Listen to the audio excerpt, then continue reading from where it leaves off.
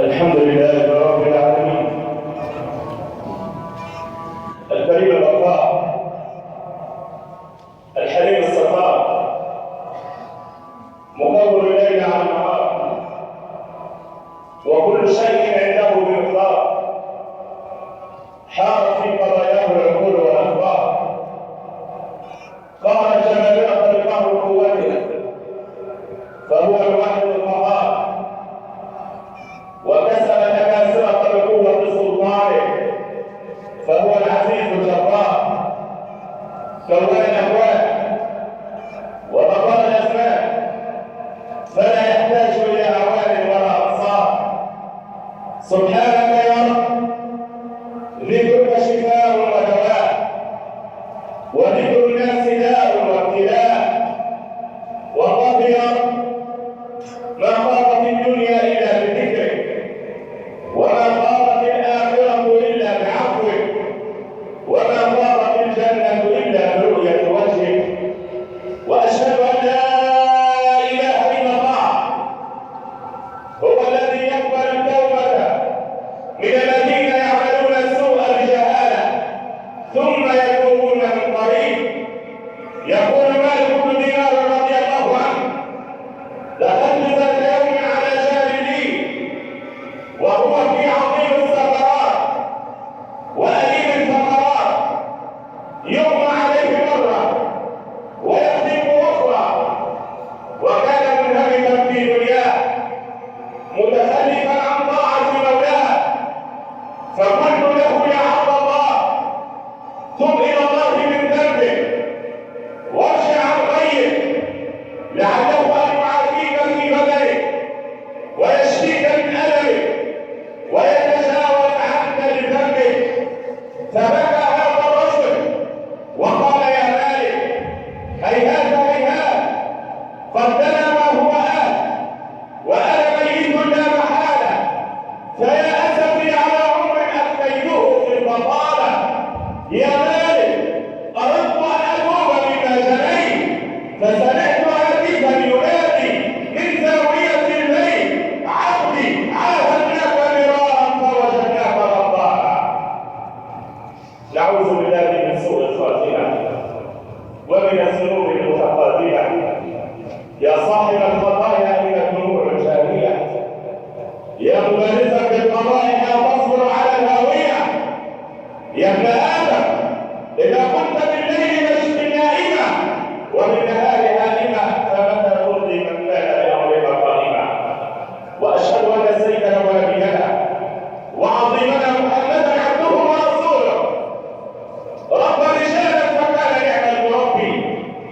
وعلم رجالا فكان نعم المعلم عثمان بن عفان رضي الله عنه يأتيه التجارة من بلاد الشام 1000 بعير محملة بألوان التجارة وأنواعها ويأتي له التجار يربحون له درهم درهمين فيقول لهم لقد زادني غيركم يربحون له درهم 3 فيقول لهم لقد زادني غيركم 1000 جمل محمل بألوان التجارة ومع ذلك يقول لهم زادني غيركم حتى عجزوا وقالوا يا عثمان ما في المدينة من تجار غيرنا فمن الذي أربحك هذا وإذا بعثمان يقول زادني غيركم درهم 10 كل ما في التجارة لله ورسوله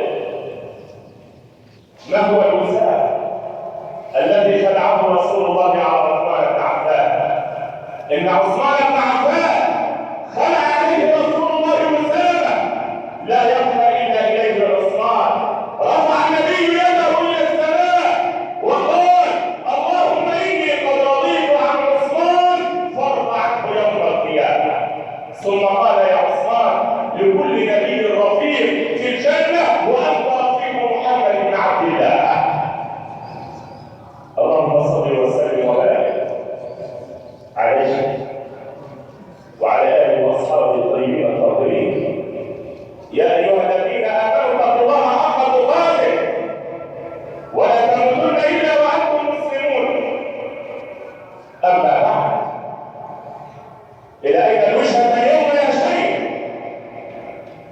إلى الآية الرابعة بعد المئتين من سورة البقرة، والتي قال فيها مولانا: ومن الناس من يعجبك قوله في الحياة الدنيا ويشهد الله على ما في قلبه وهو ألد الخصام وإذا تولى سعى في الأرض ليفسد فيها ويحب الحرث والنسل والله لا يحب الفساد.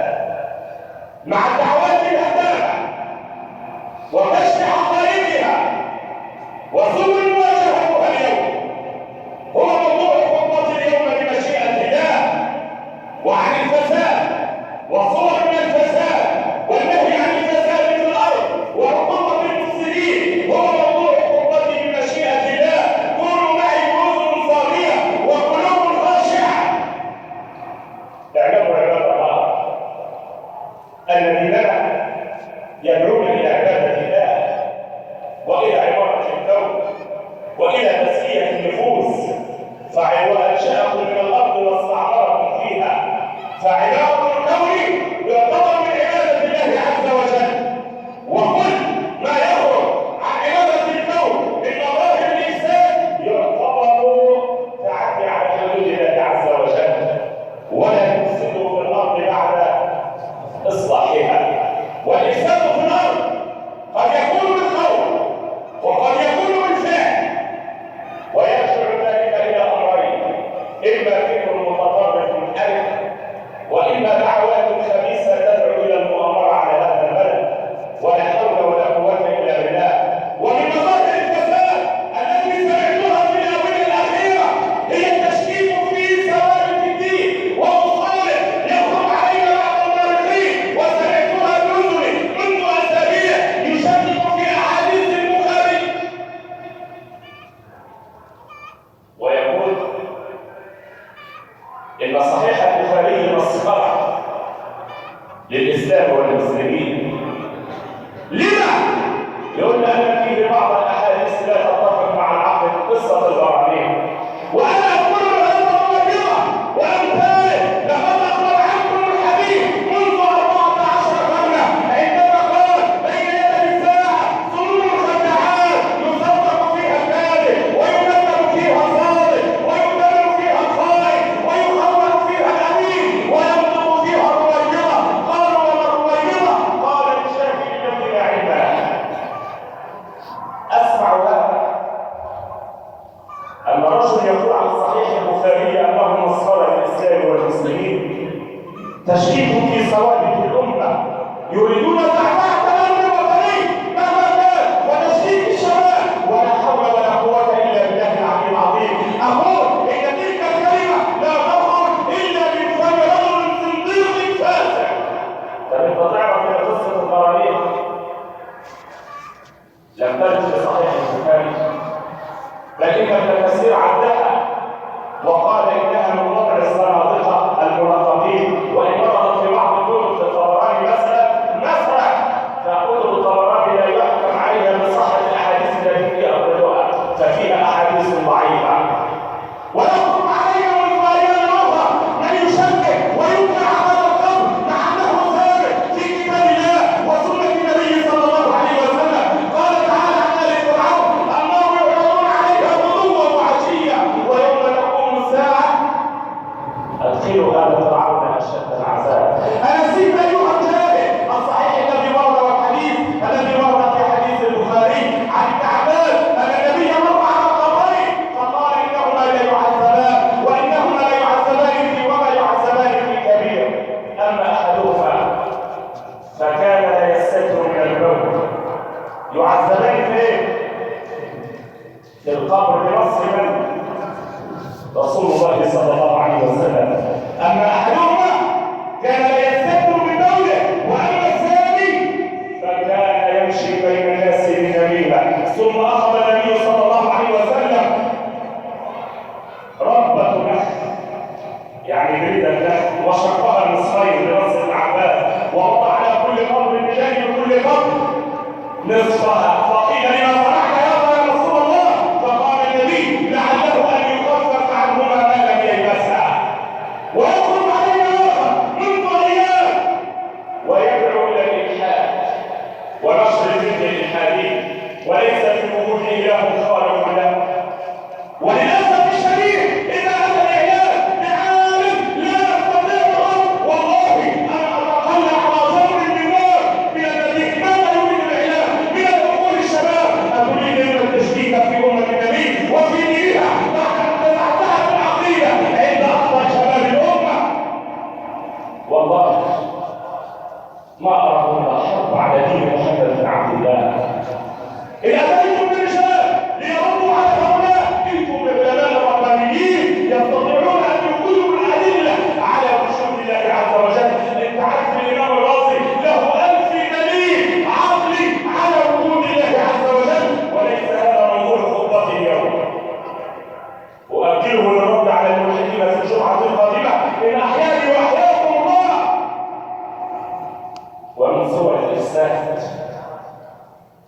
ما نراه من بعض طوائف التيارات السلفيه وغيرها ممن دعوا الى الخروج يوم الجمعه القادمه 28 نوفمبر في مظاهرات رافعين المصاحف على اسئله الدماء وما اشبه الليله بالبارحه يوم ان خرج الخوارج على الامام علي بن ابي طالب وقالوا انه لم يحكم الله في دينه وحكم الرجال ووقع المصاحف على الاسئله. مش كده بس، رموه بالكفر وعلي هو من هو. انه عم رسول الله وزوج فاطمه الزهراء. المصحف يوضع الاسئله بمعنى من المحتمل ان يحدث تصادم بين هؤلاء وبين المعارضين. لا يكون شان المصحف، ان المصحف يجب ان يعد ويصار فيما لا يليق به وينزع عن كل نص. من المحتمل ان يوضع ويرمى على الارض ويداس بالاقدام ولا حول ولا قوه الا بالله. ابعدوا المصاحف عن المظاهرات لما تلك الدعوات التي كانت ان تهزم الامه. والله الذي لا اله غيره ان الصهاينه والحروب الصليبيه لم يستطيعوا ان يعطوا الامه الاسلاميه ولا ينهضوا ثرواتها الا بالتفرقه بين ابنائها اولا. ولا تكونوا كالذين تفرقوا واختلفوا من بعد ما جاءهم البينات واولئك لهم عذاب عظيم. اموال قائله الله في الشرق الاوسط كل هذا لزعزعه امنه وضرب التيار الاسلامي وضرب احواله ورجاله. اموال الله والله كل هذه الاموال لا تساوي ثمن طائره واحده. وانا اقول لهؤلاء لما الخلاف ولما هذا النزاع ولما هذا الدماء التي نراها من اجل دنيا ثانيه وكرسي ثاني مع ان النبي قال لزوال الدنيا جميعا اهون عند الله بالدم يسفك غير حق. رواه ابن عاصم والحديث اخرجه ابن ماجه.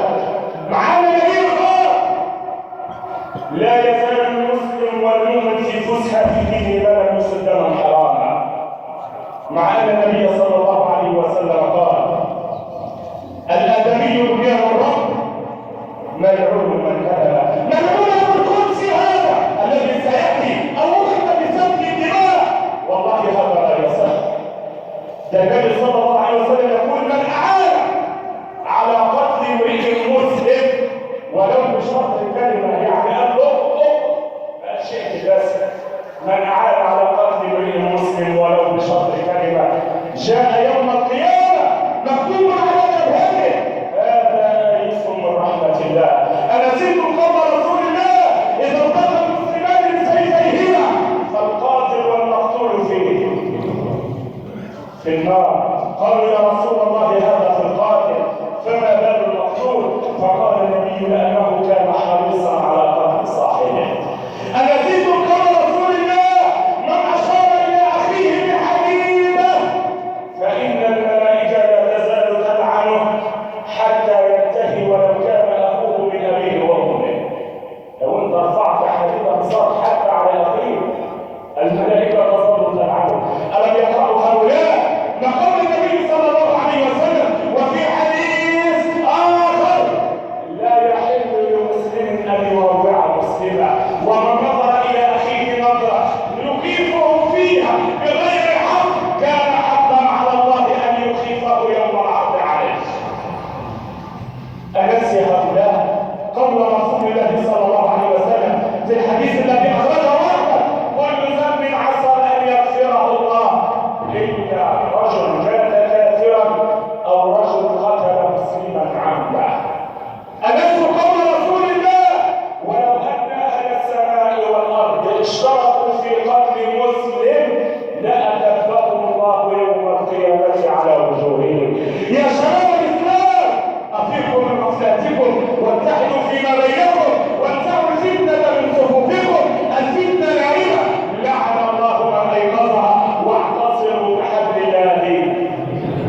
جميعا ولا تفرقوا. يقول ابن اسحاق رضي الله عنه: نزلت هذه الايه في الاوس والخزرج، كانوا قبيلتان في المدينه متنافرتين، بينهما قتال وصراع وظل بينهما حروب، الى ان جاء الاسلام فجعل منهم اخوين متحابين متعاونين على البر والتقوى.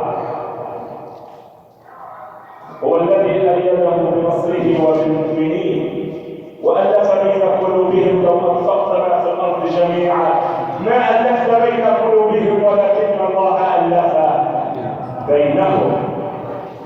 صاروا إخوة متحابين إلى أن مر عليه رجل من اليهود ذات يوم في المدينة المنورة فساءهم ما هم فيه من المحبة، وهذا هو شأن اليهود والصهاينة في كل زمان، لا يحب بين دولتين أن تقام بينهم عليه.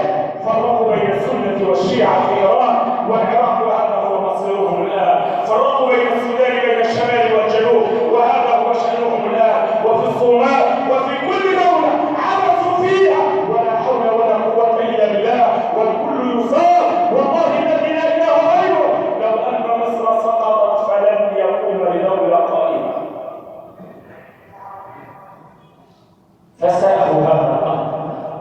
هذا اليهودي ما رأى عليه الأوس والخزرج من التحالف ومن الإيمان والتحالف على الإيمان والتقوى، فبعث رجلا منهم ينشر الفتنة بين القبيلتين وذكرهم بيوم البعاث وما كانوا عليه من حروب وقتال، حتى كانت القبيلتين أن يشتبك بعضهم بعضا وحملت السيوف وكانت الدماء أن تنزل، لولا رسول الله صلى الله عليه وسلم جاء على الفور وقال: أبدعوة جاهلية وأنا بين أظهركم دعوها فإنها منتنة.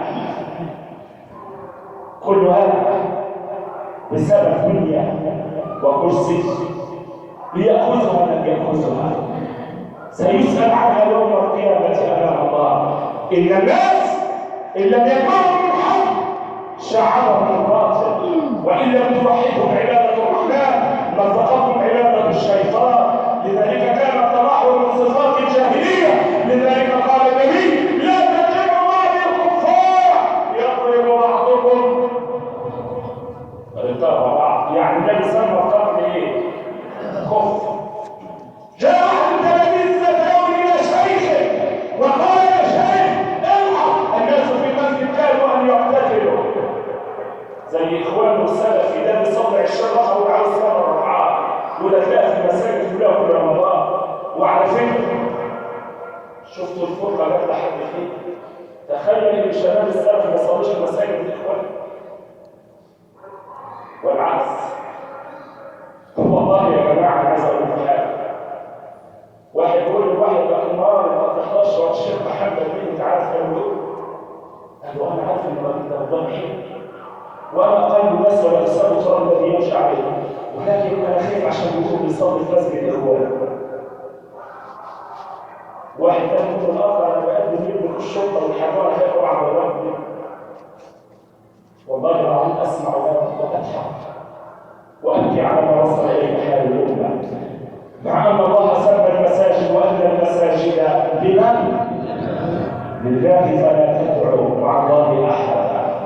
الحق يا شيخ، الناس في قدر كانوا ان يقتتلوا. فرقه تريد ان تصلي التراويح 8 ركعات وفرقه تريد ان تصلي 20 ركعه. ماذا نفعل؟ كانوا ان يحملوا السيوف على بعض. انت عارف قرار الشيخ الرباني ايه؟ والله محتمل الشيخ الرباني فيكم هذا قال: ارى ان يغلق المسجد ولا تقام فيه التراويح البتة. يجب لان صلاه التراويح نافله ووحده المسلمين فرض ولا تكون نافله على فريضه. اعرفوا هذا جيدا وتذكروا قول رسول الله: عليكم بالجماعه فانما ياكل الذئب من الغنم القاسيه.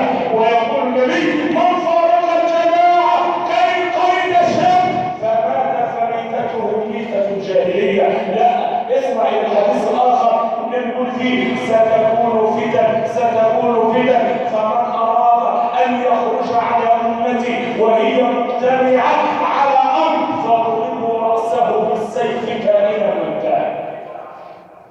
لأن الدين جاء لتوحيد الشذوذ.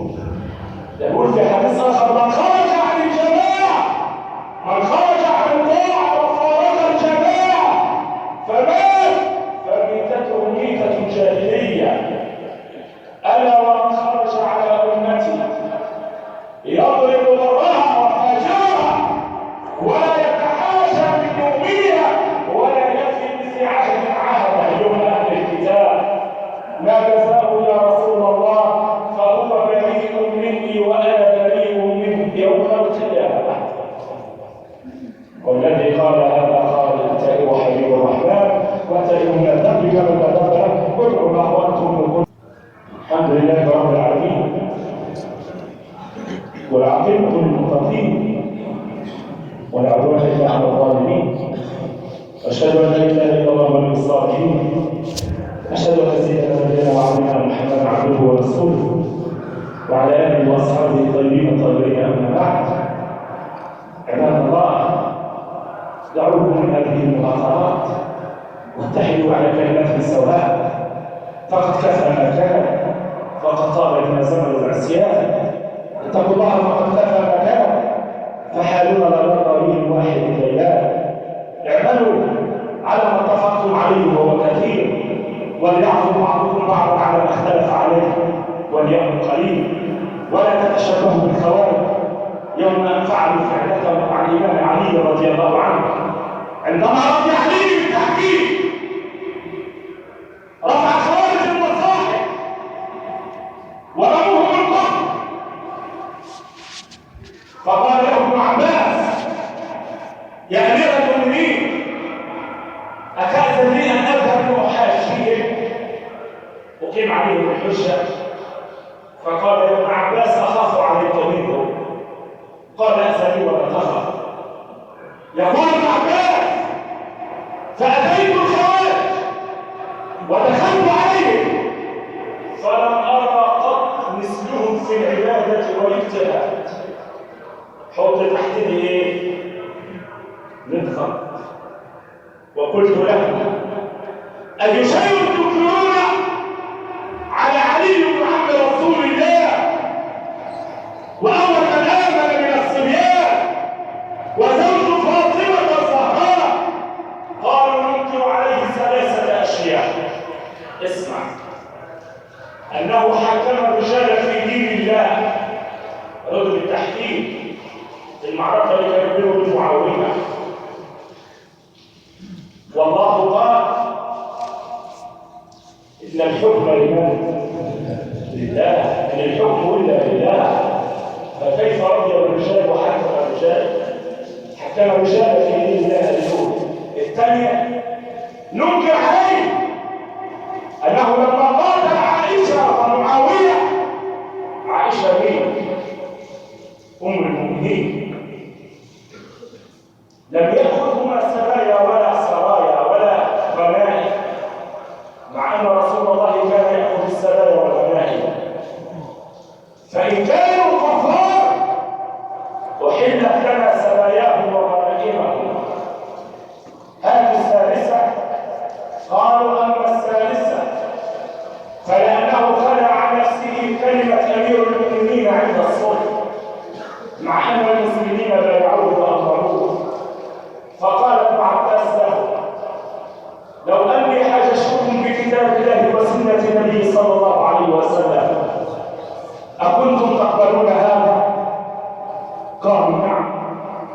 قالوا أما قولكم أنه حكم الرجال في دين الله، ألم تقرأوا قول الله يا أيها الذين آمنوا لا تقتلوا الصيد وأنتم حرم ومن قتله منكم متعمدا فجزاؤه مثل ما قتل من النار يشهد يحكم به ذوى عدل منكم. يحكم به ذوى عدل منكم. بالله عليكم نبئوني، أتحكيم الرجال في حق دماء المسلمين أحق أم تحكيم الرجال في ثمن أبدا لا يساوي الأرض؟ قالوا صدقت. تحكيم الرجال ربنا بيطلب تحكيم الرجال في السنة الأولى. قالوا تحكيم الرجال أولى في حق دماء المسلمين وإصلاح ذات البين. قال له أخبروني أنكم قلتم أنه لم يأخذ عائشة ولا معاوية أسارا. ألا تعلمون أن عائشة هذه أليست هي زوج رسول الله صلى الله عليه وسلم؟ أتريدون من علي أن يأخذها أسيرة ويستحل حرمتها كما يفعل بالسبايا؟ إن قلتم نعم فقد كفرتم، وإن قلتم أنها ليست أما للمؤمنين فقد كفرتم. والله قال وأزواجه أمهاتهم. على مين؟ على أمهات المؤمنين. النبي أولى بالمؤمنين من أنفسهم وأزواجه أمهاتهم. قالوا عن الثالثة قالوا قلتم أن أمير المؤمنين علي خلع لقب كلمة أمير المؤمنين عند الصلح بينه وبين معاوية. أنسيتم يوم أن خلع رسول الله كلمة محمد رسول الله في صلح الحديبية عندما قال لسهيل بن عمرو اكتب هذا ما عهد عليه محمد رسول رب العالمين. فقال له سهيل لو شاهدنا أنك رسول الله ما قتلناك وما صددناك عن البيت. قال اكتب هذا ما عهد عليه محمد بن عبد الله. حتى قال رسول الله لعلي امسحها يا علي، وعلي يرضى أن يزيد كلمة رسول الله من على الصحيفة. وإذا النبي يقول له يا علي كيف بك إذا اضطررت لمثلها في يوم من الأيام. وقد حدث وزالت قصة أمير المؤمنين لما التناحر والخلاف على دنيا فانية أليست أمامه؟ طلب أبو ذر الخلافة أن يوليه الإمارة من النبي صلى الله عليه وسلم. الحديث في صحيح مسلم يقول أبو ذر قلت يا رسول الله ألا تستعملني؟ أنت عارف النبي قال إيه؟ يقول فضرب رسول الله بيده على منكبيها وقال يا أبا ذر إنك ضعيف وإنها أمانة وإنها يوم القيامة خزي وندامة إلا من أخذها بحقها وأخذ الذي منه عليها. وفي رواية أخرى أن النبي قال له يا أبا ذر إني أحب لك ما أحب لنفسي وإنك ضعيف فلا تتأمرن بين اثنين، يعني ما تكونش قادر على اثنين ولا تلين مال يتيم. ولما تبرأ عباس بن عبد المطلب من رسول الله بن أخيه أن يوليه إمارة الطائف، فماذا قال له النبي؟ قال يا عم نفس تنجيها خير من إمارة لا تحصيها. ده يقول لك ان سيدنا عمر بن الخطاب رضي الله عنه ولى ذات يوم الرجل من الانصار على بيت مال المسلمين، شغال في بيت مال المسلمين. وفي يوم من الايام مر عمر فوجد الرجل جالسا في بيته ومنزله ولم يخرج لعمله، فقال له ما أجلسك؟ أما علمت أن عملك كالمجاهد في سبيل الله؟ قال لا يا أيها المؤمنين فلقد بلغني عن رسول الله أنه قال ما من وال يلي أمرا شيئا من المسلمين إلا جاء يوم القيامة ويدعو مغلولتان إلى عنقه يقف على جسر من جهنم ينتفض به الجسر انتفاضة شديدة فتزيل كل عضو من مكانه. انتفاضة شديدة يزيل كل عضو من مكانه. ده مين؟ ده الذي يلي أمر الشيء أي شيء. ثم يا أمير المؤمنين إن كان محسنا نجا بإحسانه وإن كان مسيئا انخرق به الجسر في نار جهنم فيهوي فيها 70 خليل. وإذا بعمر يقول له ممن سمعت هذا الحديث؟ قال سمعته من أبو ذر وسلمان فاستدعاهما وقال لهما أسمعتما هذا من رسول الله؟ قال نعم يا أمير المؤمنين. فبكى عمر وقال وعمران وغفاه من يتولاها ويأخذها مني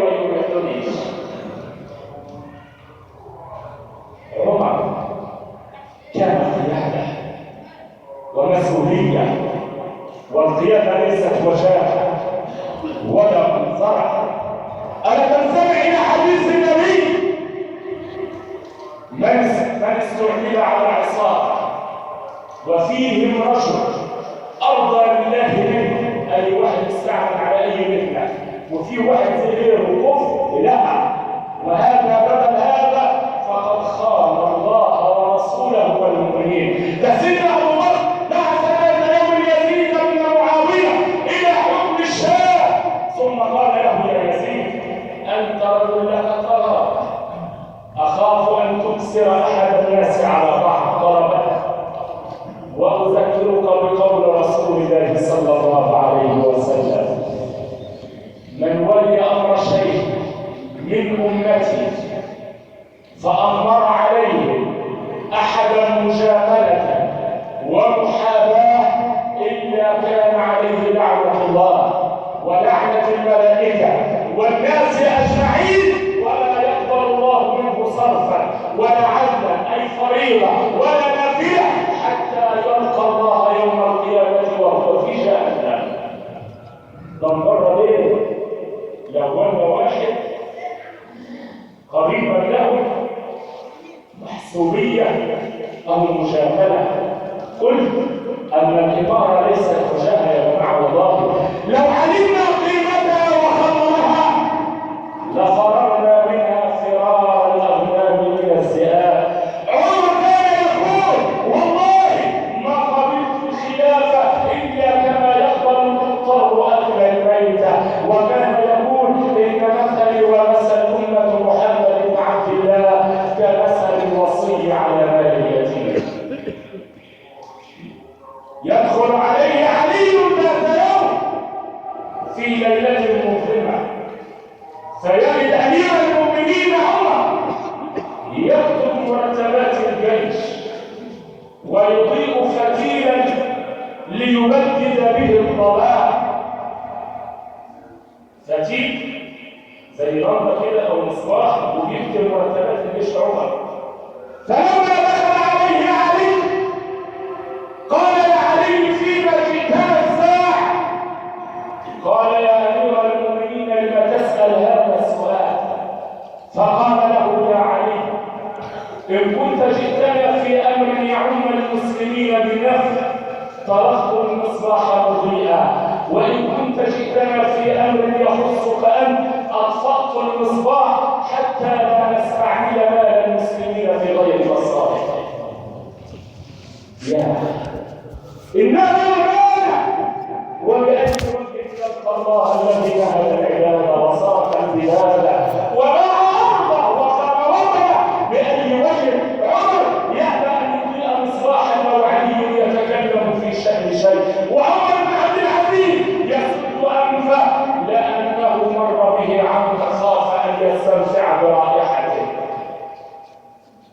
عمر ضرب أروع الأمثلة فيها، عشان كده سيدنا علي أكثروا من ذكر عمر، فإنكم إن ذكرتم عمر ذكرتم العدل، وإن ذكرتم العدل ذكرتم من؟ الله. يخرج الرجل من دار الخلافة فيجد مع عبده قطعة من البرونز، قطعة نقدية، فيقول له من الذي أعطاك هذه؟ فيقول يا أبت أعطانيها خادم بيت مال المسلمين. هي بها حاجة يا جماعة، قطعة من البرونز أعطاها له عالم بيت مال المسلمين، وقامت قيادة عمر ولم تقعد، وانتفض كما ينتفض العصفور إذا بلل بماء المطر، وقال ائتوني بمال بيت المسلمين. فلما وقف بين يديه قال له ما حملك على هذا الفعل؟ قال يا أمير المؤمنين جربت تركة بيت مال المسلمين فوجدتها كلها ذهبا وفضة، فلم أجد فيها إلا هذه القطعة من البروز، فأردت أن أتخلص منها. وإذا بعمر يقول له أبحثت في بيوت الأمة فلم تجد بيتا يأكل الحرام إلا بيت عمر. ده زي الشرك عنه، مش ملايين تراب، هو ده يعملون كرمت وسلبت. أبحثت في بيوت الأمة فلم تجد بيتا يأكل الحرام إلا بيت عمر بن الخطاب. كنت وإذا إلى مكانها والذي بعث رسول الله بالحق بشيرا ونذيرا. لو عدت إلى هذا الفعل لأوقعن بك مصيبة تقسم فقار ظهرك.